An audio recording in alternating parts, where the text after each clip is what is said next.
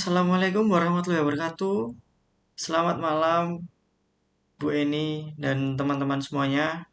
Baik, di sini saya akan melakukan presentasi tentang tugas akhir mata kuliah neuropsikologi, yaitu analisis neuropsikologi terhadap kasus skizofrenia. Oke. Langsung saja masuk dalam bab 1 pendahuluan, yaitu definisi dari skizofrenia.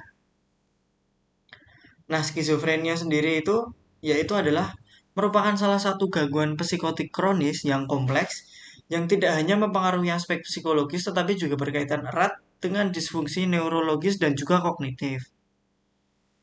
Nah, permasalahan utama dalam skizofrenia itu bukan hanya sekedar munculnya gejala halusinasi maupun delusi ataupun adanya bisikan-bisikan. Nah, tetapi juga mencakup pada gangguan fungsi otak yang mendasari kemampuan berpikir kita, kemudian mengingat, dan juga berinteraksi secara sosial. Nah, permasalahan ini berada dalam ranah neuropsikologi yang menjelaskan bagaimana adanya perubahan pada struktur dan juga fungsi otak, di mana hal tersebut dapat mempengaruhi perilaku individu dengan individu yang terkena skizofrenia.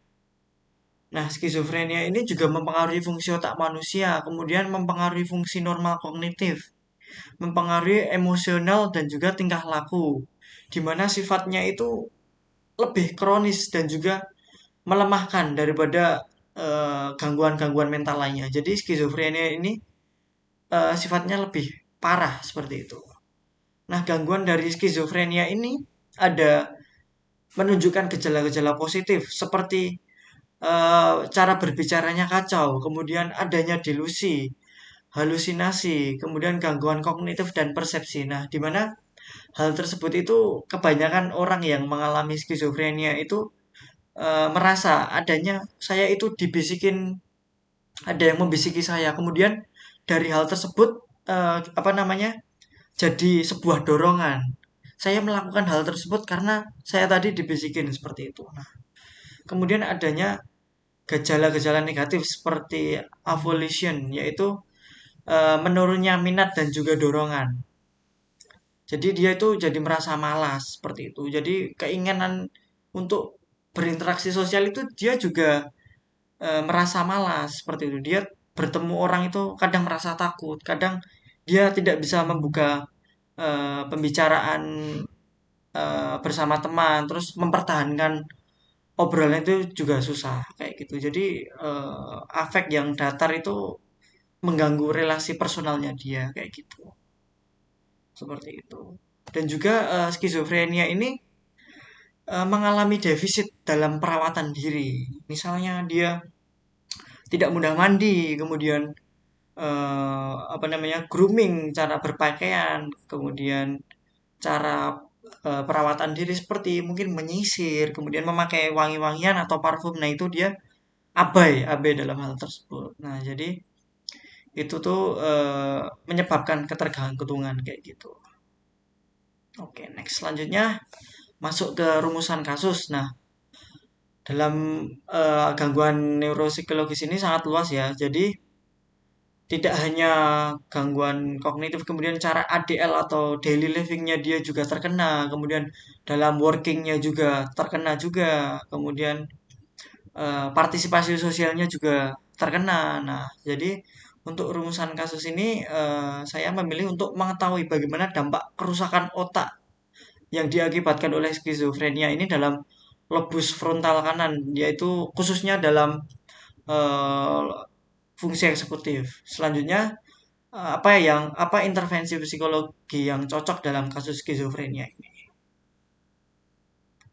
Baik, selanjutnya untuk tujuan dilakukannya dalam analisis kasus ini yaitu adalah untuk memahami mekanisme biologis dan juga kognitif yang mendasari gejala-gejala yang muncul. Nah, tadi kan ada gejala positif dan juga negatif yang sudah saya jelaskan. Untuk gejala yang positifnya itu dia mengalami waham, delusi seperti itu, dan gejala negatifnya itu dia jadi menarik diri kayak gitu. Nah, itu kan saling berkaitan ya, kayak gitu. Nah, kemudian juga untuk memetakan juga hubungan antara struktur dan juga fungsi otak dengan fungsi-fungsi kognitif seperti atensi, cara dia fokus, kemudian memorinya dia antara short term memory dan juga long term memorinya juga. Kemudian pengambilan keputusan. Nah, itu juga mengganggu pada individu yang terkena skizofrenia.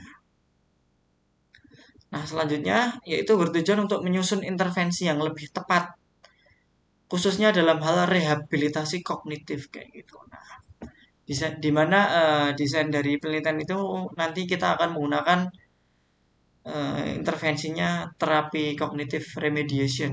Nah, nanti mungkin akan saya jelaskan di bagian pembahasan ya, seperti itu. Kemudian kita juga mengidentifikasi gangguan neurokognitif sejak dini, terutama pada individu dengan resiko tinggi atau pada fase prodromal skizofrenia. Nah, di mana Bu Eni ini dulu pernah menjelaskan, saya sedikit lupa di dalam matkul neuropsikologi atau psikologi kesehatan. Nah, di mana ada bagian yaitu model of stress and illness. Nah, itu kan sebelumnya ada individu sehat yang belum terkena penyakit dan juga sesudah illness atau sesudah terkena penyakit. Nah, di mana kita ini tujuannya untuk mendeteksi dini. Jadi kan skizofrenia ini juga ada genetik juga dan tidak tahu kapan fase tersebut muncul, kapan dia berulah kembali, kapan dia merasa mungkin waktu dia merasa merasa marah kemudian kebablasan. Nah, itu jadi mungkin dia bisa terkena hal tersebut kayak gitu. Nah, jadi di sini ini kita akan membantu dalam pencegahan perkembangan gejala yang lebih berat juga. Kemudian membuka peluang untuk intervensi dini yang lebih efektif seperti itu. Oke, next selanjutnya untuk metode. Nah, ini di sini saya menggunakan literatur review sebagai pendekatan utama untuk pengumpulan buktinya secara sistematis dengan mengidentifikasi dan juga meninjau beberapa jurnal ilmiah. Di sini untuk partisipannya berjumlah 2 orang menggunakan literatur yang berbeda kayak gitu. Baik, dalam paparan singkat subjek yang pertama itu kita samarkan Tuan G usia 22 tahun, jenis kelamin laki-laki, prekausinya akibat narkoba dan juga ada indikasi mengamuk. Nah, diagnosisnya skizofrenia paranoid. Untuk aksis 1 sampai 5 sudah saya tulis di sini. Jadi di sini Tuan G ini berusia 22 tahun dengan diagnosis skizofrenia paranoid. Jadi dia sebelumnya itu individu yang ekstrovert. Nah, kemudian ekstrovert itu mudah bergaul. Nah, tetapi setelah terkena skizofrenia ini dia ada masalah dalam partisipasi sosial. Jadi dia itu merasa cemas saat bertemu orang lain. Nah, khususnya orang lain kayak gitu. Nah, kemudian pasien yang kedua yaitu Nyonya ST usia 30 tahun. Diagnosisnya juga sama skizofrenia paranoid. Untuk aksis dan juga aksis 1 sampai 5 nama dan prekausinya mohon maaf belum saya cantumkan. Nanti akan saya perbaiki lagi. Nah, ini Nyonya ST ini indikasinya sering marah-marah dan juga berhalusinasi bahwa dirinya itu anak dari presiden dan juga istri dari Kapolri seperti itu. Nah, ini kita lanjut ke studi kasus. Ini dari pasien yang pertama ya, yaitu Tuan G tadi.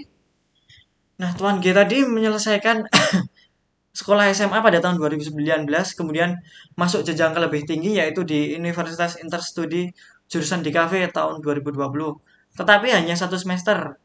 Nah, keluarga itu tahu desas-desus perilaku aneh anaknya itu seperti bagaimana. Seperti jadi dia itu pulang larut malam, berat badan menurun, terus jadi sering suka nggak suka ngobrol kayak gitu, terus sering ngamuk. Nah, setelah dibawa ke RSJ Bogor, didapatkan bahwa dia ini apa namanya mengkonsumsi narkoba jenisnya ganja kayak gitu. Nah, dia ini berdasarkan ditelaah lebih lanjut, pasien ini mengaku udah mencoba dari saat duduk di kelas 9 SMP kayak gitu.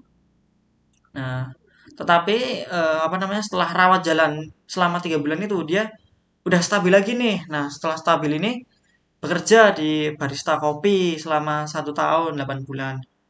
Nah, terus kemudian dia resign lagi karena marah-marah. Nah, itu bawa lagi ke RSJ Bogor untuk berobat. Nah, setelah itu udah normal lagi. Nah, terus pada tahun 2022 dia coba kuliah lagi di perhotelan. Nah, di mana kuliah perhotelan ini menurut saya ya relasinya sungguh luas dan juga kebebasan untuk apa namanya berteman kayak gitu. Nah ternyata, nah dia ini juga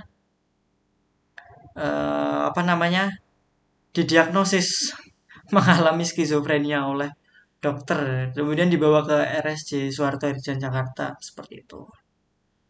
Nah, kemudian hubungan pasien dengan keluarganya itu baik-baik saja dari sebelum sakit maupun setelah sakit kayak gitu. Nah, jadi waktu dia itu masuk ke tahun 2022 di RSJ itu dia sudah stop mengkonsumsi narkoba. Nah, jadi sekarang dia ini sudah apa namanya rutin mengkonsumsi obat dari rumah sakit dari RSJ. Nah, jadi kepatuhan dalam meminum obat ini bagus seperti itu.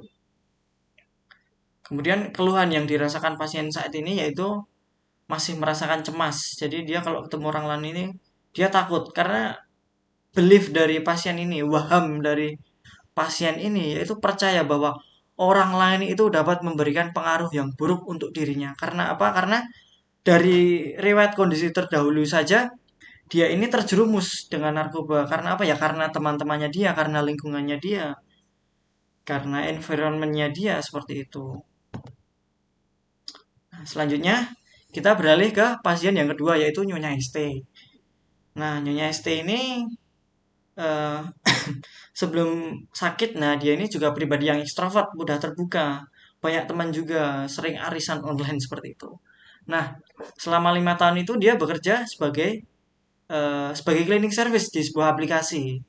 Nah, di mana Nyonya ST ini sudah mempunyai peralatan cleaning sendiri, karena kan karena dia juga bekerja sebagai cleaning service, jadi seperti cleaning service panggilan seperti itu. Nah, kemudian pada tahun 2020 ini ayah dari Nyonya ST ini meninggal dunia.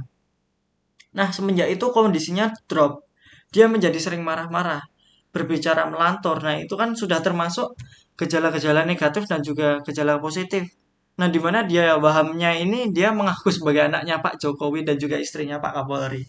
Nah, kemudian Nyonya ST ini dibawa ke RSJ Menur pada tanggal 4. Nah, dia ini merasa kecewa terhadap suaminya karena eh, Nyonya ST ini merasa aku tuh nggak sakit, dia merasa tidak sakit dan dia ada delusi bahwa takut ditinggalkan.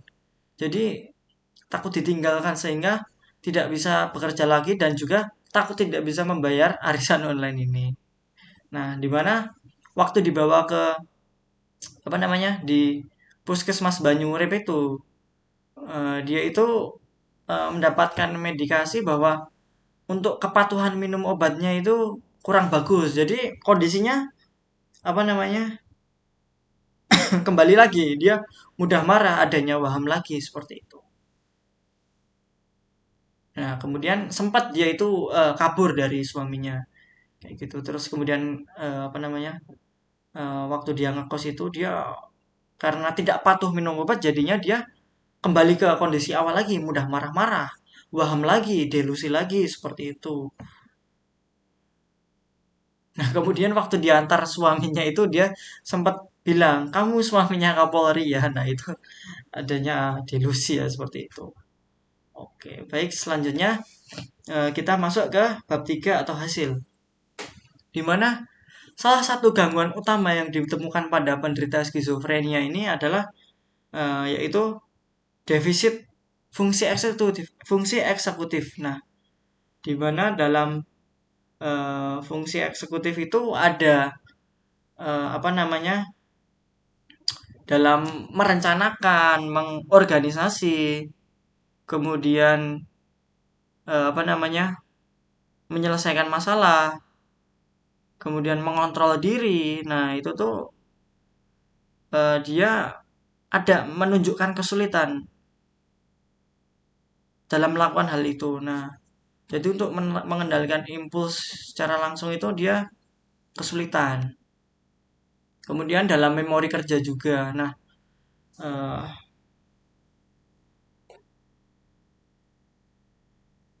nah untuk fungsi eksekutif ini kan dia di lobus frontalnya, jadi otomatis lobus frontalnya sudah terkena. Kemudian memori kerja. Nah, memori kerja ini mungkin berada di lobus temporal. Nah, di mana penderita skizo ini juga apa namanya memiliki kemampuan yang sangat terbatas. Jadi dia itu kesulitan untuk mengikuti. Misalnya kita berbicara kompleks, nah itu tidak bisa kayak kita berbicara dalam satu sudut pandang dulu, kemudian kita kasih dua multi multi tes itu tidak bisa. Jadi kalau ngobrol ya ngobrol dulu, kalau kita melakukan tugas ya tugas aja kayak itu. Jadi kalau kita disambi tugas dengan ngobrol itu dia tidak bisa, konsentrasinya itu masih kurang. Jadi butuh konsentrasi yang berkelanjutan. Kemudian juga dalam short term memory dan juga long term memory-nya juga dia terkena. Jadi waktu dilakukan pemeriksaan, mungkin pemeriksaan MMSE itu ditanya ini sekarang hari apa, tanggal berapa, kamu berada di mana. Nah itu dia juga agak kesulitan. Kadang bertanya, oh saya juga di mana mas ini mas, kayak gitu.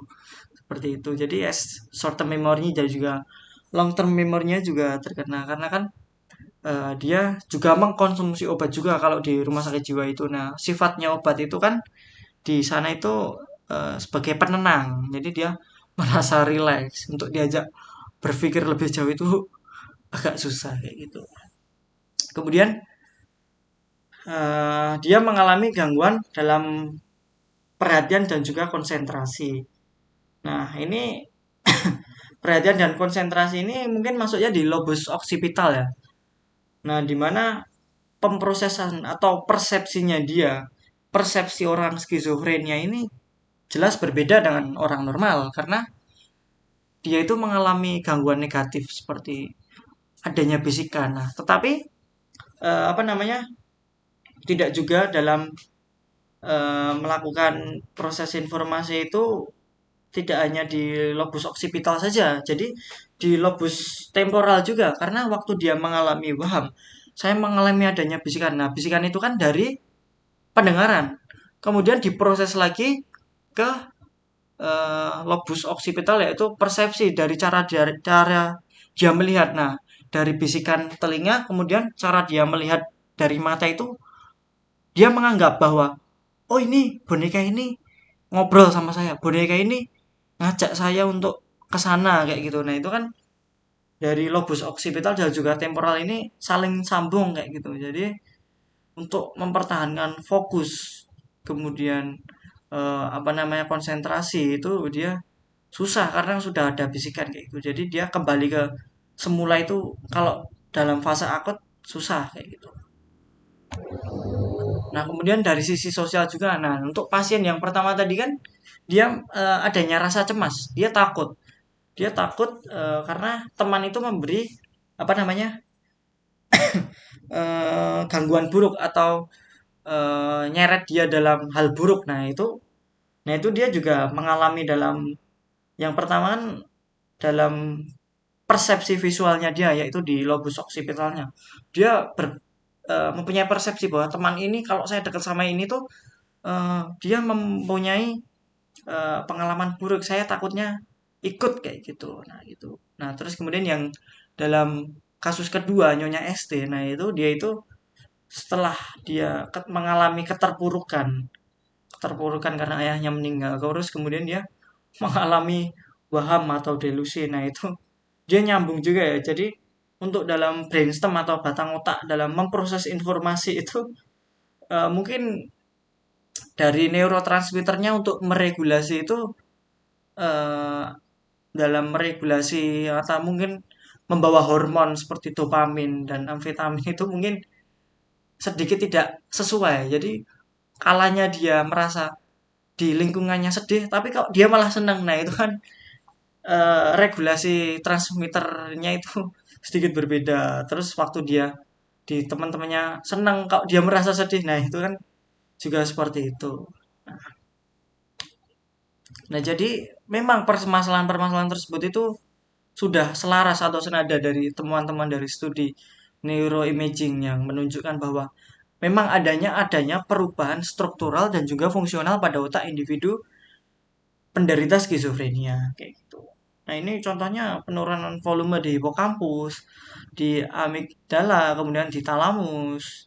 kemudian aktivitas abnormal di prefrontal cortex kayak gitu. Nah, ini kan memang disregulasi neurotransmitter ya yang sudah saya jelaskan tadi yang mempengaruhi persepsi dan juga pikiran individu itu.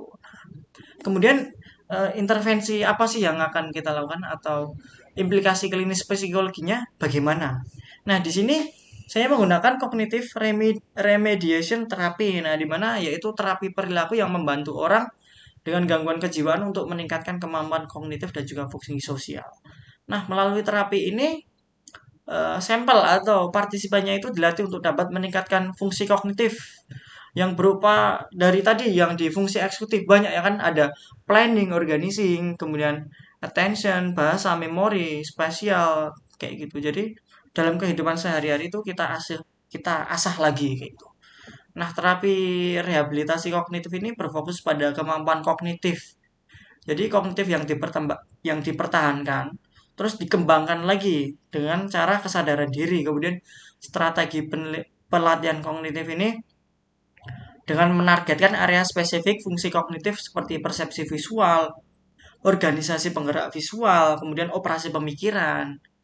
Terus adanya juga strategi pembelajaran yang dirancang untuk membantu pasien meningkatkan seperti ADL, activity daily living, seperti mungkin makan, minum, kemudian ngobrol, terus kemudian dia kemudian juga IADL seperti berbelanja kayak gitu, terus manajemen uang, partisipasi sosial, bekerja. Nah, itu kita kembalikan lagi dalam fungsi kognitif dia dalam keadaan normal. Walaupun tidak bisa sesempurna yang awal, tetapi setidaknya kita meningkatkan dari masa keterpurukannya dia seperti itu.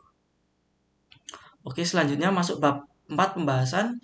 Jadi skizofrenia ini merupakan defisit fungsi kognitif dari jenis proses dan juga subproses seperti perencanaan, tindakan dalam executive function seperti itu ya.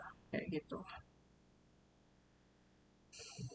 Nah, jadi kita menggunakan CRT atau Cognitive Rehabilitation Therapy. Nah, ini aktivitas terapeutik kognitif berorientasi sistematis dan juga fungsional yang diarahkan untuk mencapai perubahan yang fungsional supaya membangun kembali seperti tadi. Jadi pola perilaku yang telah dipelajari sebelumnya itu kan dia lupa, dia tidak ingat. Nah, itu kita membantu mencakup itu dengan cara pelatihan dan juga melampaui strategi spesifik yang digunakan untuk defisit kognitif seperti itu. Baik, selanjutnya masuk di kesimpulan. Jadi skizofrenia ini adalah gangguan mental berat ya, adanya ditandai dengan gangguan positif dan juga negatif tadi. Untuk positifnya dia mengalami waham, delusi. Untuk negatifnya dia menarik diri kayak gitu. Nah, terus kemudian dilakukan dengan cara rehabilitasi kognitif atau kognitif remediation terapi kayak gitu untuk membangun representasi orang lain dan juga diri sendiri menggunakannya supaya lebih fleksibel. Nah, jadi kita membantu dengan perilaku sosial. Jadi kita sebagai eh, awal atau kita sebagai mirror, kita memberikan contoh yang bagus. Nah, itu kemudian dia juga akan mungkin apa namanya akan ikut juga seperti itu. Baik, selanjutnya ini daftar pustaka yang saya gunakan. Baik, mungkin sekian presentasi yang dapat saya paparkan seperti itu. Jika ada salah dan kurangnya mohon maaf. Terima kasih. Wassalamualaikum warahmatullahi wabarakatuh.